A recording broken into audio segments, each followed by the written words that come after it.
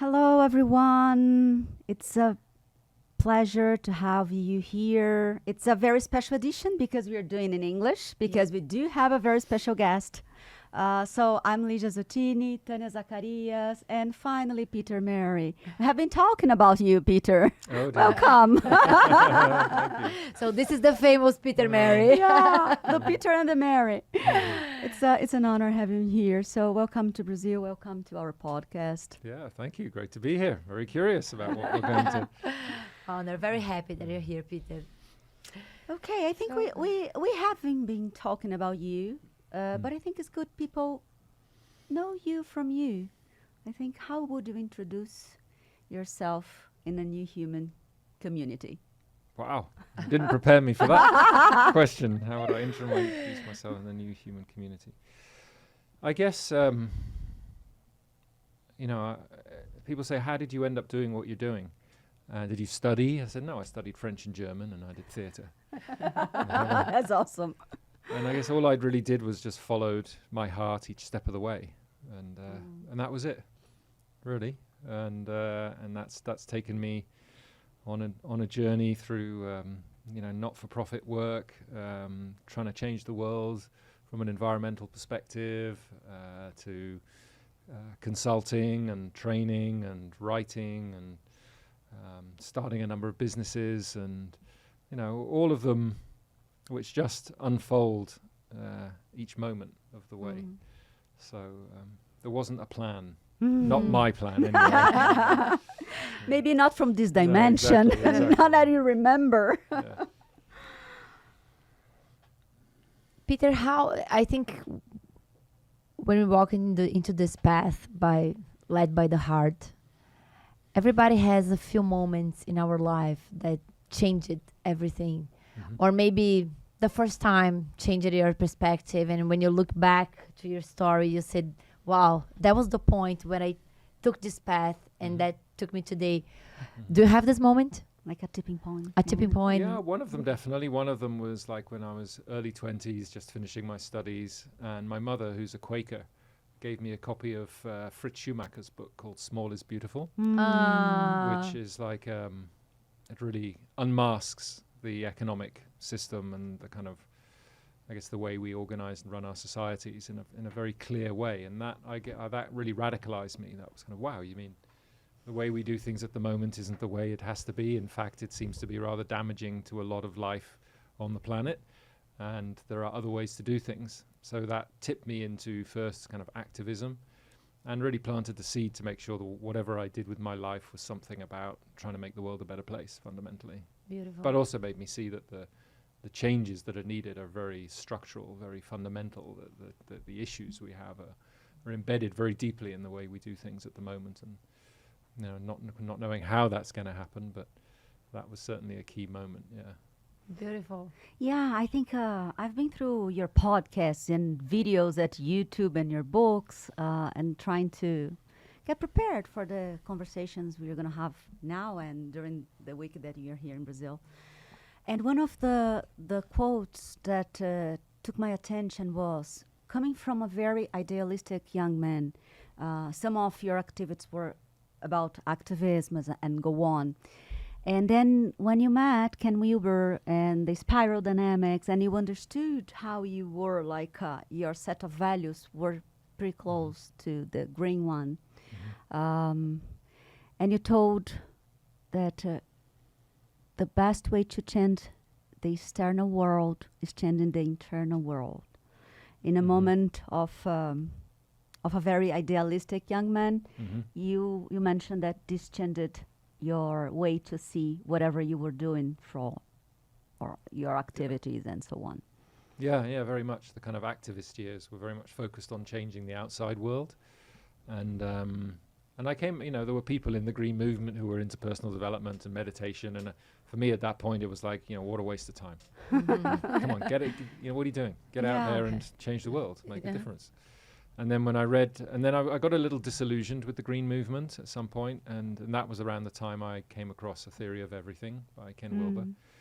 And the essence of that, being these 4 quadrants where he shows you've got the interior and the exterior realities and that they're deeply intertwined. And that made me realize, wow, if I want to change the exterior, then I have to clean up and work on the interior, or else I'll just be projecting into the world the mess that's inside. So that's when I started getting serious about personal development. But it was always in the context of not as an end in itself, but as a means to be more effective in the world. So, I still have kind of, I guess, not much tolerance for people who withdraw from the world and just do their own personal practice and then are all enlightened about, the fact that they do so much meditation or whatever. And then you see them live their lives and you're like, where's the integrity, in the lifestyle? So I think it's got to be, it's both at the same time. Because when you try to effect change in the world, you bump up against yourself and your own limits, and you learn about yourself, and that's what you take back into your personal practice as you kind of contemplate, okay, what is the inner work I need to do to be more effective at making a positive difference in the world around me. Beautiful. I think we can ask already, based on what we do here in New Humans, the spiral dynamic is very central. It's our map of consciousness and how we can help people and organizations to, self-assessments or companies' assessments on timeline. We truly believe that we can have a correlation with time. And but I think people can listen from you, your spiral, your journey with spiral, with Beck, and the spiral for you that ended up in your PhD. Revolution, right? Yeah. I think it was with spiral dynamics was embedded in Ken's book, A Theory of Everything, and that really helped me understand the tensions that I was seeing in the green movement and in the world around. So suddenly there was a map that I had of this territory. Lots and lots of puzzle pieces fell into place. And I realized that, if people had that map, they would be able to design much better interventions in the world that are more likely to be effective. I mean, that's really always been, at the forefront of my work, is if I come across a new theory or a new way of doing something, I'm like, how is this going to be useful for making a positive difference? And so when I found a map like that, I was, okay, it removes the charge on the kind of accusations of right and wrong from a context, because it helps you to see that people have deep underlying needs, and all they're doing is they're acting out their need to have those fulfilled. And if you can learn to meet people where they're at and meet those deeper needs, then they're more likely to relax and engage in a constructive expression of those needs. Whereas a lot of the tension is these different value systems fighting against each other, which doesn't help at all, because nobody's going to change their value system unless they feel seen in that value system. So I guess that really shifted my perspective from a more antagonistic one to a deeper understanding of why people did what they did, and a realization that we have to actually meet people where they're at on their journey, and then help them in that context to be able to express themselves in a positive way. And that's very beautiful. We repeat this a lot here. It's not a kind of classifying people. Oh, you're red, you're blue, you're turquoise. But it's meeting them where they are and helping. I think the communication also changed when you go that way. It's very respectful, giving people what they are ready to listen or to have. Yeah, I mean, because your first job is to understand them. So Claire Graves, who did the original research, he would say you send in a probe. You're kind of asking questions, and if they respond positively, you keep on that path. If they respond negatively, then you have to pull back and try a different value system, as it were. So what you're really trying to do is understand what it is that's motivating these people, and then find a way for them to express that value system that is useful for the context that they're in. I think that that part dialogues very deeply with something that we learned from with you, I would say. And you mentioned that yesterday in the workshop about it's not about taking everybody to yellow or turquoise or something like that.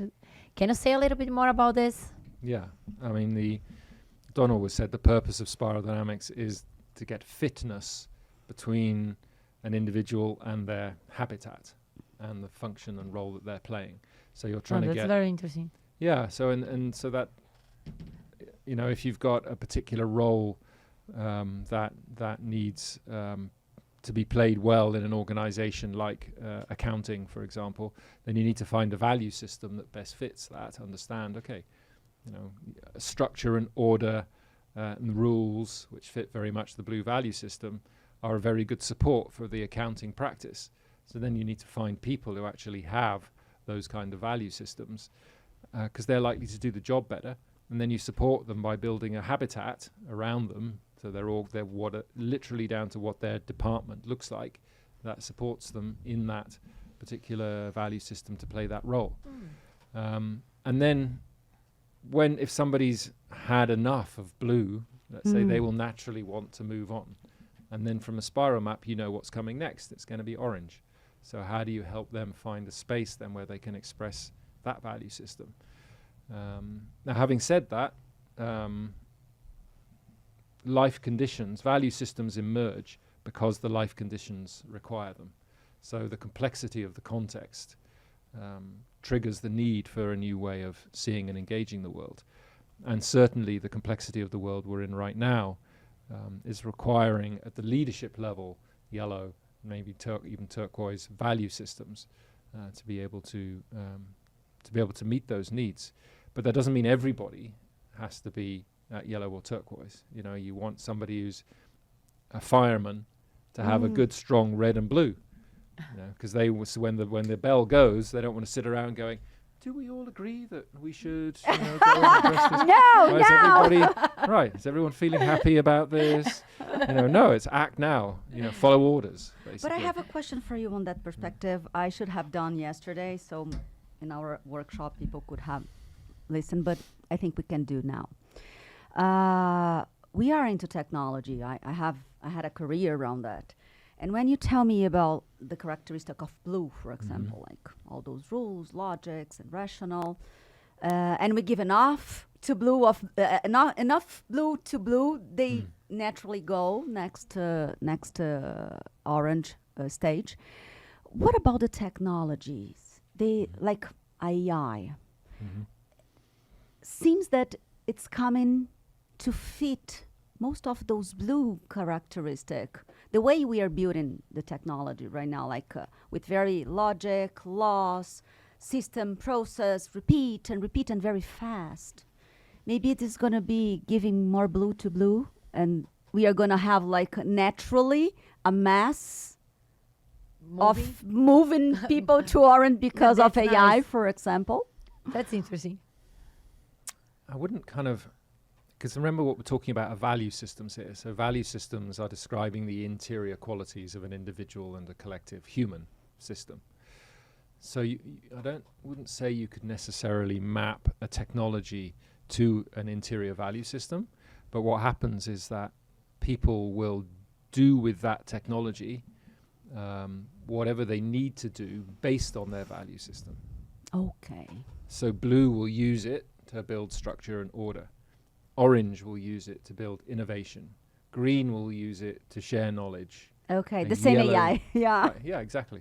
Great. Yellow will It's use gonna it. mirror basically what it's saying, that the technology is gonna mirror the person that is stage. using it. The way people use it, will be determined by Reflected. their value system. The value Like system. yellow will use it to try to solve, global problems. And turquoise And to talk to the deities. turquoise.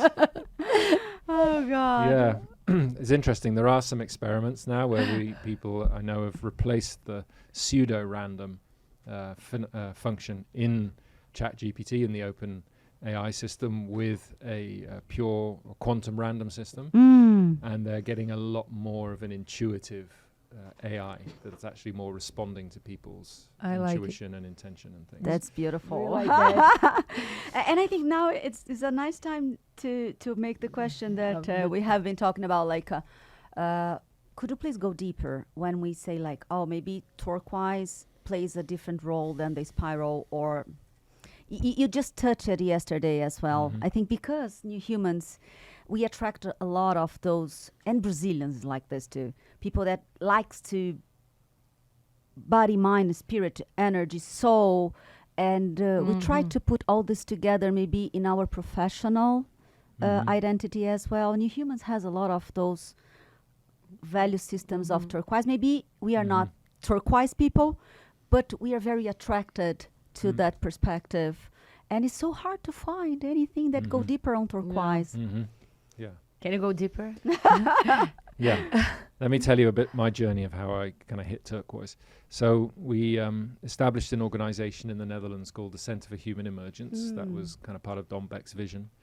And in that, we were applying what he called meshworks, which was a kind of yellow technology to integrate all different bits and pieces, all different players and stakeholders to try to solve some societal challenge. Beautiful. And we got a contract from the Dutch government to work on what was then the Millennium Development Goals. That was the predecessor to the Sustainable Development Goals.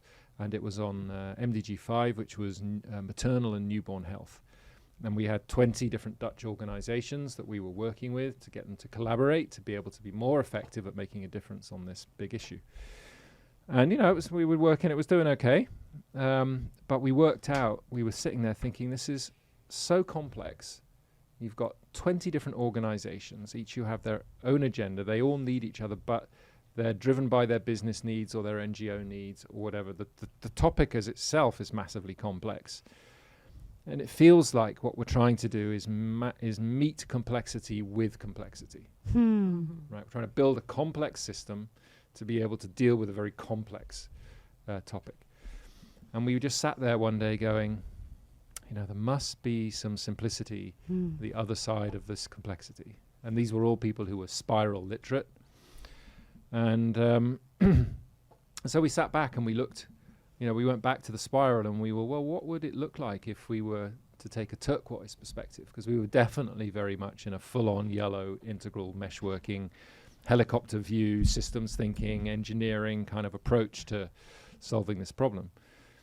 And it turned out that all of us individually had been pursuing some kind of turquoise path, whether it was geomancy, so earth energy stuff, whether it was healing work or constellations work, or, you know, we were kind of, okay, that's interesting. So each of us individually have been exploring this. And we started a research project called the Turquoise Research Project, which we got some funding for, to see how would we take a turquoise perspective to some of these global issues, to trying to solve some of these global issues. And that was what really kind of tipped us into an understanding of the way energy and information and consciousness work. And that, so the difference I'd say between yellow and turquoise is that yellow starts from all the parts. It sees lots of complexity, it sees all the bits and pieces, and then it tries to stitch the parts together into a whole, right? And then that's the kind of meshwork. That's the kind of meshwork approach. Turquoise experiences everything as interconnected, and already assumes that everything is connected, and so it starts from the whole, and then it notices how the parts move and relate to each other within the whole. And it's a subtle, but it's a very important distinction, like whether you're starting from the parts and trying to engineer them together into a whole, or whether you know it's all a whole already, and then you allow, you know, you create the conditions in the whole for the parts to play their role within it. It's like a healer, you know, when they're healing your body, they don't go actually into the body and pull this around and that around. They create the conditions so that the body as a whole can heal itself. And that's working with like the energetic architecture of the body. The other big thing that happens at turquoise is that you realize that the rational mind will never be able to grasp the full complexity of reality. Yes. Right? You know, scientists say we understand 4 to 6% of reality. The rest of it they call dark matter and dark energy, just because they don't understand what it is, basically. And they find an equation to try to make it all make sense. So that means that we're basing all of our decisions and things when we're purely working from the rational mind on 4% of reality. Now, nobody in any business or public sector, in any context, would ever accept that as an acceptable amount of evidence. They're like, you know, well, where's the other 96%? And so I think, so in my experience, what happens is it becomes so complex, and this is the general directionality of the spiral of development, is increasing complexity. But it becomes so complex that you have to surrender your reliance on the rational mind, because even something like systems thinking, like which thinks it can pull it all together, map the whole system, which you never can do, and therefore predict if we do this in the system, that will happen. It's an illusion. It's all way too complex for that. And there's other stuff going on. You realize in turquoise, there's not just the material reality. There are other forces and energies at play that are influencing all of this, and you can't control reality in the way we would like to be able to do. So in a classic business school, you know, you predict and control is the approach. Well, you can't predict, and therefore you can't control. So, you know, you have to, at that point you surrender, and that's a massive relief, by the way, because you realize you don't... You are not in control. And you don't have to work it out. Wow, that's so good. You don't have to work it out because you can't work it out. So all you can do is sense in the moment the system as a whole and get a feeling for what the next step is. And then take that next step fully and then stop again and sense. So outgo the linear plans, outgo the roadmaps. What comes in is the ability to be able to sense and then act from a place of kind of guided intuition with the best of an integral perspective, so you're including as much as possible, and then sense again, and that's it, one step at a time. Beautiful.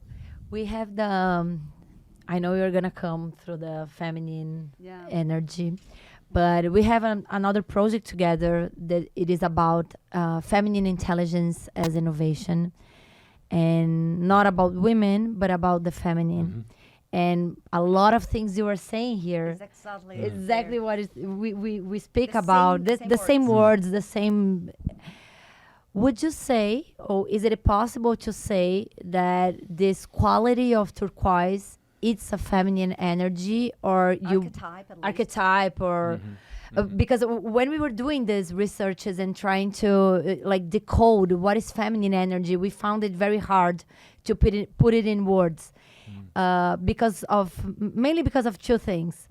One is because feminine, from this perspective, it's like a subtle and deeper way of, you know, seeing and leading with reality. And the other is that when we try to put together parts to explain what is feminine, we realize that it's kind of a masculine, you know, rational way. So we understand that feminine can be experienced by the part can be an experience for the whole, but the part cannot be together and say that is the whole. And listen to you speaking about turquoise, it meets both of those things. So would you say that there is this correlation between feminine archetype and turquoise, or in the perspective of the spiral, it's not like that?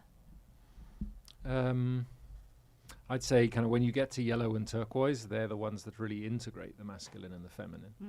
And yellow is the more masculine expression of an integral perspective, and turquoise is the more feminine expression of it. But remember, the difference between green and turquoise is yellow. Right? So you know, no yellow, no turquoise. So it's about, you know, it swings between these two axes and the spiral, the warm colors and the cool colors. And you could say the cool colors are more the yin because they're the more we focused colors, and the warm colors are more the express self, as Graves called them, the more yang based colors, which might be called the masculine and might be called the feminine. And when you get up to turquoise, you're really looking at an integration of the two. Beautiful. So you could say, yes, it is the feminine because the feminine is being reintegrated. Yeah, that's how we called in this project, in this movement. Which like is it's not only a feminine intelligence.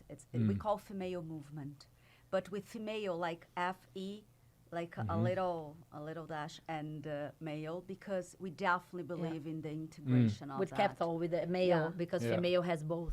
Yeah. I mean, that's the nature of the second tier value systems of yellow and turquoise, is that they are integrative. So they no longer are attached to any one particular, but they understand the value of each, whereas the first tier value systems are still competing for their own perspective. I think we can bring to close this spiral conversation. Por favor, a segunda foto. The first one, Doc. The second Okay. one about the trauma, because I think we can connect that and go to Volution. Okay. Well, the first one has the pain and the promise. Ah, line okay. that- So the first one too, please. A primeira, por A favor. primeira. Yes, here we go. So I think here you can just correlated what you just mentioned, the external, internal, and internal, right? And I think you correlated here yesterday very beautifully, beige and purple with Yeah. the Yeah, so this is yellow a slightly and blue. different perspective on the spiral from an octave perspective that came out of experience research with embodied research with dancers and things. And the insights from that were that the first two value systems, so beige and purple, which are pre-rational in their nature, are more yin-based, so have a kind of internal focus on the inner sensation and instinctively feel part of experience themselves as interconnected with everything around them, right? So it's not they don't sit around talking about it. It's just how we experience reality when we're in those value systems. And then with red comes the differentiation of the sense of self. So for the first time, a sense of separation from myself and the other. So that's in the childhood development. That's the development of the ego, where it realizes, oh, there's me and there's another. And that in our collective journey was when we moved out of a more tribal animistic society into a more what would it be? It was like when you moved into like the warlords and the a kind of feudal empires. Really. And from that moment on, for the next four, the focus moves away from the inner sensation to engagement of the world around us, basically seeing things more kind of objectively around us. And then green prepares us for the re-entry into the internal, although it is still focused on external. It's focused on the other and trying to connect up others around us. Whereas yellow and turquoise come back from a kind of post or trans-rational perspective to understand the starting point is the interconnectedness again by yellow and turquoise. So they kind of echo purple and beige, and it's quite interesting. A lot of people, when they start to enter yellow and turquoise, start to get interested in shamanism, which is much more like the purple stuff, and embodiment, Yes. which is much more the beige Yeah. piece. So the fact that those are really trendy right now for people who might call themselves new humans, you know, is no surprise, because those trans-rational value systems, for them to come into their full power, need to actually reconnect to the body and reconnect to that more instinctive kind of sense of belonging and sense of interconnectedness. That's what grounds them. And this is very serious, Peter. I can talk from my own perspective. I have been very rational, tech girl and on. I always been around the spirituality, but very mental, very intellectually, reading all the books, all the religions, all the rituals, and all.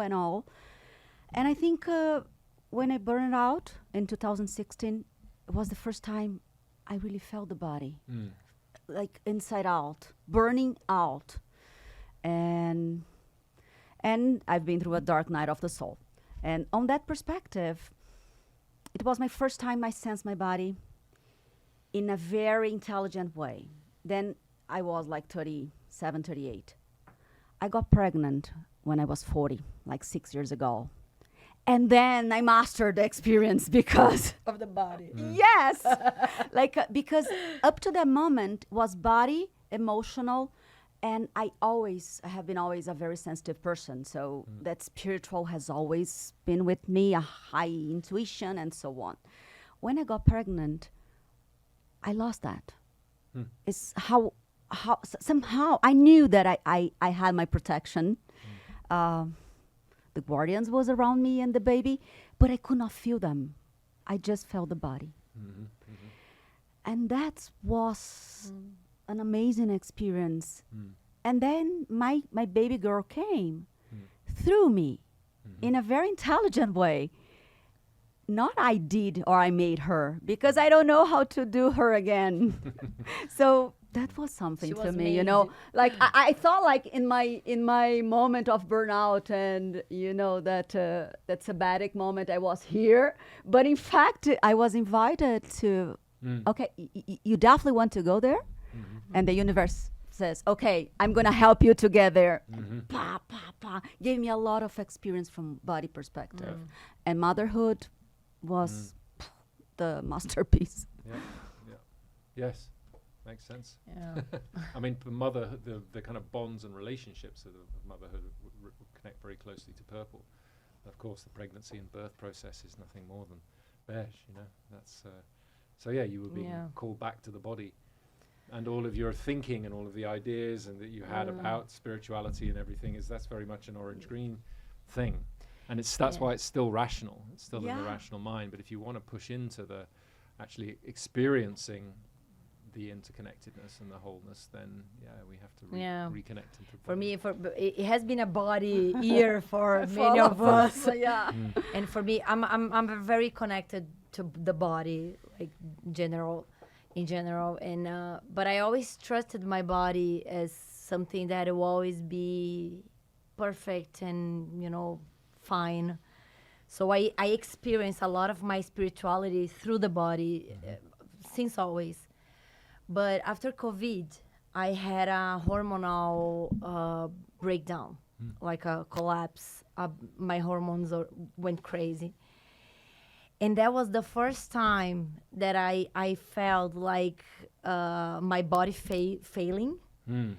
I had a burnout when I was in the corporate, but I didn't realize I was already in the body, so it wasn't like this. But my body failed, and my spiritual connect dropped it like this. I couldn't sustain the spirituality because my body was very weak. And I think that was the moment that the practical, the pragmatical way, all my spiritual, routine came more to, you gotta put this in your body, because otherwise you're not gonna be able to sustain the spiritual work, because I couldn't because of the hormones, I couldn't sustain the awareness, because my body was feeling weak. So my connection was like getting on and off, on and off, on and off. And I think until that moment, no, it's okay. My body's always going to be this. And my spiritual connection, it's gonna be here. It's gonna be there. And then comes the body saying, no. Without me, there's no spiritual gate. We're all falling together. That's brand new to us. I think can say to in us. This it's way, like, in this way, yes. We have been experiencing the last couple of years. Well, I think that 40. Welcome to the 40s. what you both described is an experience that's symptomatic of our culture. By our, I know you're Brazilian and I know I'm British, but the whole kind of Western scientific rationalist worldview that came out of the Industrial Revolution and the so-called Enlightenment has been spread globally, and then people have ended up adopting this worldview. And in that perspective, we kind of cut ourselves off from the body and from the earth. And that's why, on this slide where I've marked the pain and the promise, that there is that separation that we've experienced. When we actually go in and reconnect to it, it is extremely painful, because it's a trauma that we hold from many generations past, where humanity took that step into the sense of separation. If you zoom out, really what that was, if you think about it, that we're the earth.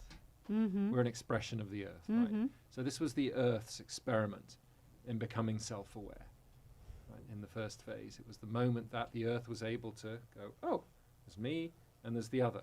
Right? So very powerful, great evolution. The question is whether once you've made that distinction and that separation, you can wrap it back in to reconnect to everything else. And in the journey the way that unfolded in the West, we weren't able to do that. So we just kept the separation. So instead of just differentiating and then reintegrating, we differentiated and dissociated and pushed it away. And that that means we took away the very foundations of life, fundamentally, of our sense of belonging, of our peace and our rest, of our embodiment, of what one might call the feminine now. And so all our development since then has been traumatized. So that means red became this very kind of wild expression of anger and power and domination. And then blue, therefore, became this over-controlling hierarchical systems. And orange then exploded out of that with massive attempts at freedom. And in doing so, it's destroying the planet, because it's like everyone should be able to do what they want to do. Here's all the stuff you can have. By the way, don't look inside because it's extremely painful there. So, distract yourself with all this other stuff. And then green did this overly harmonious thing, like try to make everybody happy, everybody feel the same. And it forgot that everybody had their own value systems and was on their own journey. So that every value system since the split became corrupted. Right? So what we're seeing is not the healthy original expression of these value systems, but value systems that are unrooted, quite literally, because they transcended and repressed the purple and beige. And so now as people start to push into yellow turquoise, they're realizing, you either realize it yourself or your body, makes it happen. That we have to reintegrate that if we're going to continue the journey and be able to get access to these kind of intelligences. That will actually be the ones that enable us to solve the challenges that we've created on the planet.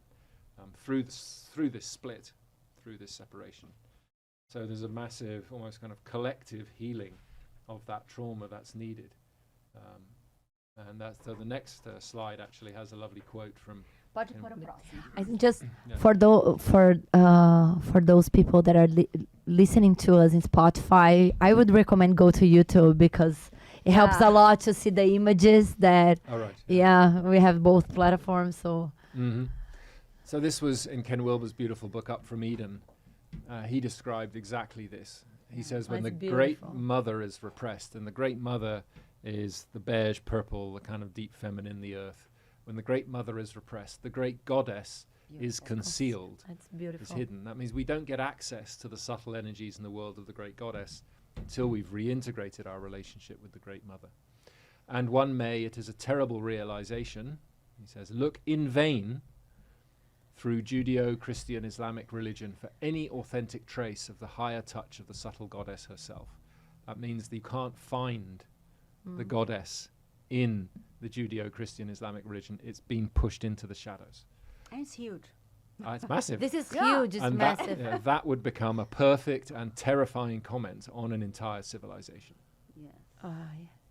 Basically. Yes. So that's the work, right? Right now, the kind of foundation of the challenges we're facing right now is this repression of the pre-rational kind of instinctive sense of belonging and oneness.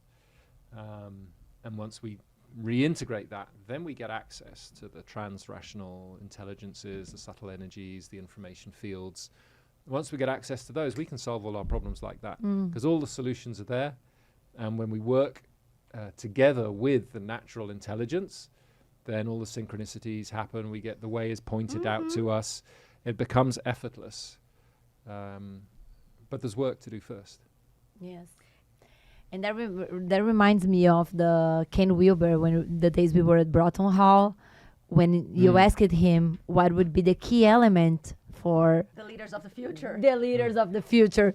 And Ken spoke like for an hour and a half about the sacred godness. Because he just listened yeah, yeah. wrong. Yes. He was so right. He was so right.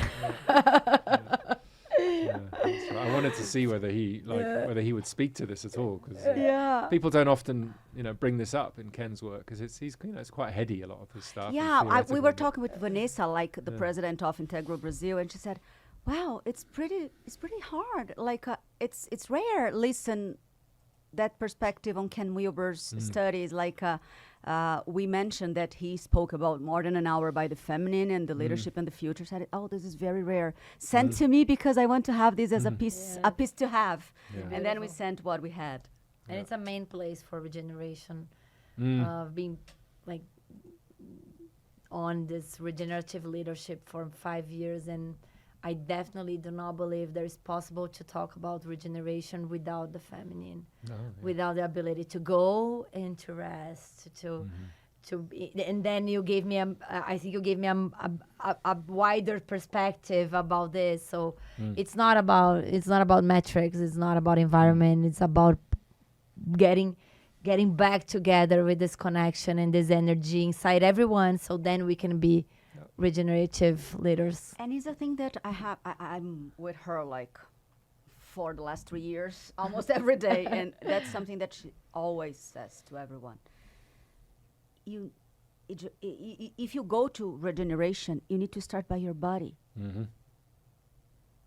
Most of us, even the ones who were in Copy 30 here in Brazil this like last weeks, I'm not sure all those people are in their body. No. And they are claiming we need regeneration, you know. It starts in your body. Yes. And then you are going to be able to be a good sustainer or a container to the planet regeneration. Yeah. That's the work like now. Knowing what the skies, the heavens know. Okay, I think then we can close with Volution. That's all you have, like the time we have right now. It's like maybe to cover Volution a little bit, because I think we are going to have your masterclass, and then at night that you're going to cover leadership. So I think we can close with Volution. Okay. Do you want the picture? Which picture do we have? The one I sent you with the yin, the I Ching, and this one here. Yeah. Okay. Good with this one? Or okay. maybe Yeah. Okay. We don't have one of maybe- the Taurus, do we? No. the Toros, I don't think so. No. Maybe I do. I think you can start in by what Volution is, and then I find the picture Okay, here. I mean, if we've got that one, we can put that one up. Okay. to start with. I mean, really, evolution came out of a sense that the models like spiral dynamics, the psychological development models, were too linear in their description of reality. And even involution, which is the idea that things come out of the causal into the subtle, into the gross, was too causal, was too like this then happens, then that then happens, then that then happens. And these two things, evolution and involution, felt to me like the same process, the same thing. It was one thing that was going on, and the image I had was the image of a torus. And when I was thinking one day, well, what do involution and evolution have in common? Of course, the answer was obvious, which was volution. Take off the in and the air. Didn't know what it meant, so I looked it up, and it meant spin. And so everything spins like a torus, and it's like rather than it being a linear ladder or something, it's much more like a breathing process, where things come in from the gross, the causal, subtle, and the gross, and the information is flowing the whole time throughout the system. And that you see echoes between, like we were talking earlier, of those earlier value systems and the later value systems. There are correlations between them that aren't linear in the way we would normally think about it. And the fact that that the two poles are connected. So you've always, when you start with a seed, the seed unleashes also a subtle energy field that is the imprint of what that seed can become. So you could think of it as being like beige and turquoise at the same time, and then it has to complete the process, fill in the 8, fill in the octave, as it were. And so to be able to see things in that way, where it's not we start here and we go step by step by step by step, but the moment that you state an intention to make something happen, you literally put something into tension between a seed at the moment and a potential in the future. And that seed and that potential grow into each other. So you nurture the kind of physical, as it were, growing into, but you also nurture the subtle growing into.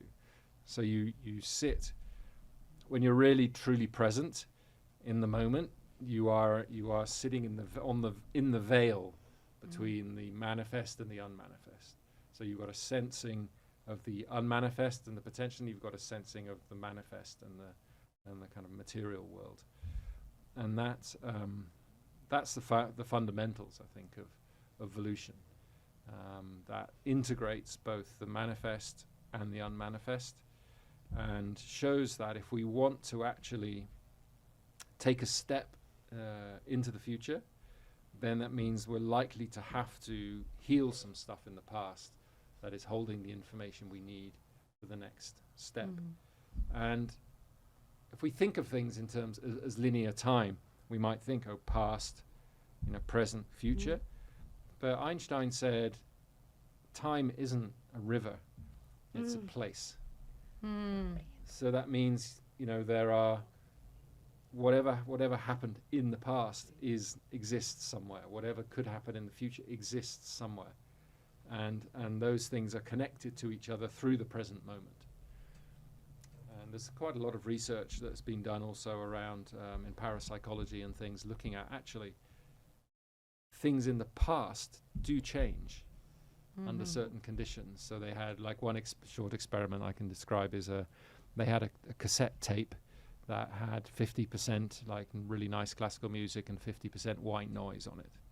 And that's how they record it. They locked it away so they made copies of it. They locked the original away in a safe. They sent those copies out to people, and they said to them, as you listen to this, try to imagine that there is more classical music and less white noise. Okay, so that's what people did, and they sent their tapes back. They went back to the tape in the safe, and it had more classical music.